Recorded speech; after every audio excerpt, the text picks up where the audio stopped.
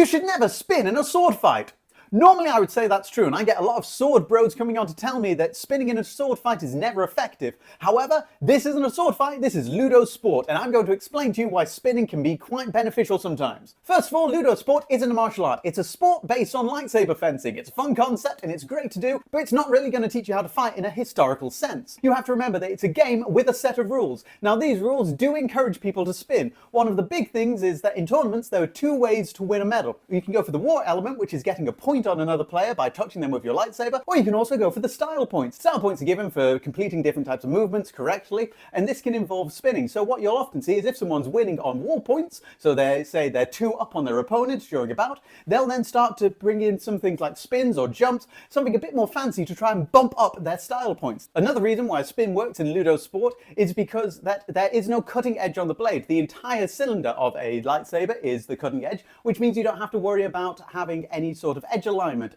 You also have two different types of hits. You have the E and the R. So the E hit is anything below the elbow on the hilt of the blade, on the bottom of your legs, and the R is the scoring points on your torso, your head. So when someone is spinning, if their lightsaber is outwards, it means that they've got a large cutting area that's now rotating towards you, that any point of your body, if it touches, that it can cause a different effect on. If you go to strike someone for an E hit, so a body hit on them, and they're able to get you on the arm or the hilt of your sword as you're going close to them, this means that whatever hit that you got isn't going to count towards it because you've been struck first and you have to remove your guard. So this can break up your attack and means that getting a quick snipe on someone is pretty difficult, especially because you can't do a straight lunge in LudoSport, which means that quite often you're going to have to go for a slashing motion, which if someone is spinning, it's pretty difficult to actually catch up with them, which leads on to the third point. When you spin, you are moving your feet in a diagonal direction against your opponent, which means that their blade is going to have to chase you. You don't do a spin from a standing still position, it is a movement progression quite often away from your opponent, which does mean that it's a good way to defend yourself if you're trying to move quickly. Now, as we say, this isn't a very effective way for fighting in a historical environment,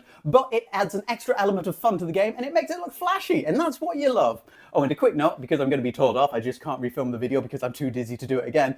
I've been calling them spins. In LudoSport, they're called rotations. If you do a spin, that's it moving around your hand. If you do a rotation, that is your body moving across the area of the space. So there's a little bit of a technical difference there.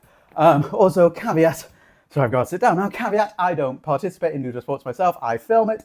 This is from observations and talking from people who have experience actually playing it. So if I've missed anything out, if I made any mistakes, or if you've got any opinions, please do leave them in the comments and I'll try and get back to them as soon as I can.